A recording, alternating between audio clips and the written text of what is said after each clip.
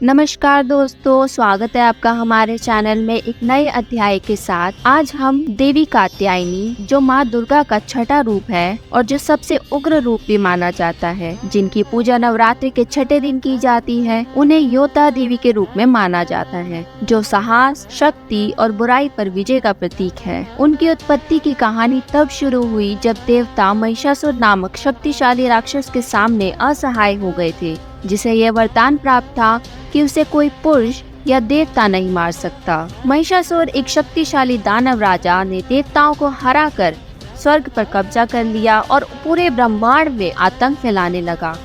वह अपनी इच्छा अनुसार भैंसे का रूप धारण कर सकता था, जिससे उसकी शक्ति और गति अद्वितीय थी। उसकी इस ताकत से महिषासुर ने देवताओं को उनके लोक से निकाल दिया और स्वयं को सर्वोच्च शासक घोषित कर दिया। जब देवताओं के पास कोई उम्मीद नहीं बची, तो ब्रह्मा, विष्णु और शिवा की त्रिमूर्ति ने अपनी शक्तियों को एकत्रित करके एक ऐसी दिव्य शक्ति का निर्माण करने का निर्णय लिया जो महिषासुर को परास्त कर सके। उनकी सम्मिलित ऊर्जा से एक तेजस्वी और शक्तिशाली देवी का प्रकट होना हुआ, जो देवी कात्यायनी कहलाई। उनका जन्म महर्षि कात्यायन के घर में हुआ, जो देवी के अपनी पुत्री के रूप में प्रकट होने के लिए तपस्या कर रहे थे।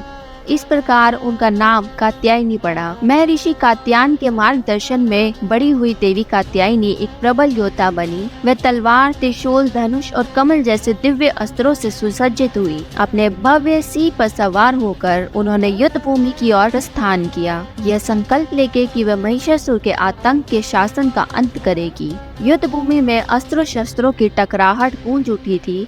जब देवी कात्यायनी ने महिषासुर का सामना किया, राक्षस ने अपनी रूप बदलने की शक्तियों का उपयोग करके देवी को भ्रमित और पराजित करने की कोशिश की। वह कभी भैंसा बनता, कभी मानव, लेकिन कात्यायनी ने अपनी दिव्य शक्ति से उसे हर बार पराजित किया। अंततः उन्होंने अपने त्रिशूल से उसके सीने को भेद कर उसका अंत कर दिया और ब्रह्मांड को उसके अत्याचारों से मुक्त कर दिया। महिषासुर की पराजय के साथ देवता और स्वर्गीय प्राणी आनंदित हो उठे और देवी कात्यायनी की वीरता और शक्ति की स्तुति करने लगे।